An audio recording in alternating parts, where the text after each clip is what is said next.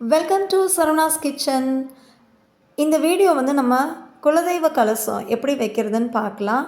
நான் ஒவ்வொரு வெள்ளிக்கிழமையும் மாற்றிக்கிருவேன்.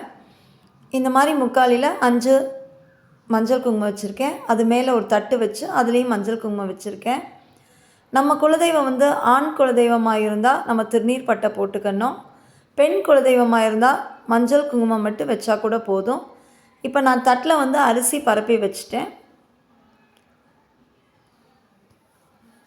வைக்க போகிற செம்பில் நான் திருநீர் பட்டை போட்டு மஞ்சள் குங்குமம் வச்சுருக்கேன்.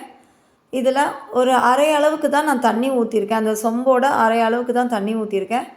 மிச்சத்துக்கு 3/4 செம்பு அளவுக்கு நான் ஊற்றுறதுக்கு ரோஸ் வாட்டர் ஊற்றிக்கிறேன். கொஞ்சமாக சந்தனம்,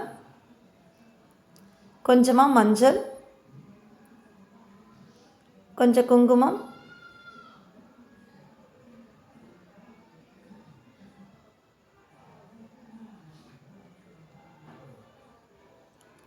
இது தசாங்க பொடி. நான் வீட்டிலே ப்ரிப்பேர் பண்ணது. இது ஒரு வீடியோ நான் ஆல்ரெடி போட்டிருக்கேன். என்னோடய சேனலில் போய் செக் பண்ணி பாருங்கள். ஜவ்வாது கொஞ்சம், 3 ஏலக்காய், 3 கிராம்பு,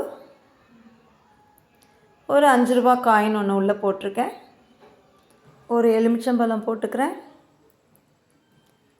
கொஞ்சமாக பச்சை கற்பூரம் இந்த மாதிரி தூள் பண்ணி போட்டுட்டேன். வாசனை உள்ள மலர்கள் தான் வைக்கணும். அதனால் நான் ஒரு பன்னீர் ரோஸ் உள்ளே வச்சுட்டேன். அந்த கலசத்தை சுற்றி முல்லைப்பூவை இந்த மாதிரி சுற்றி விட்டுருக்கேன்.